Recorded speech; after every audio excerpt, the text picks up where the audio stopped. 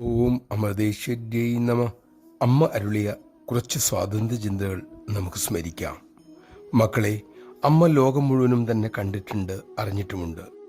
നമ്മുടെ രാജ്യത്ത് മാത്രമാണ് സ്വന്തം സംസ്കാരത്തെക്കുറിച്ച് അറിവും അഭിമാനവും ഇല്ലാത്തത്. മാത്രമല്ല, പുച്ഛവുമാണ്. പൈതൃകമറിയാതെ ഭാവിയും സൃഷ്ടിക്കാൻ നമുക്ക് സാധ്യമല്ല. സ്വാതന്ത്ര്യം ആത്മനിന്ദയ്ക്കും പരനിന്ദയ്ക്കും ഉള്ളതല്ല മക്കളെ, തെറ്റുകൾ തിരുത്തി കർമ്മനിരതനാകാനാണ്. മക്കൾ അവകാശത്തെക്കുറിച്ച് പറയുമ്പോൾ സ്വന്തം ഉത്തരവാദിത്വങ്ങളും ഓർക്കണം. അതാണ് ശരിയായ സ്വാതന്ത്ര്യം. വ്യക്തിബോധം സമൂഹബോധമാകണം, പാർട്ടിബോധം രാഷ്ട്രബോധമാകണം.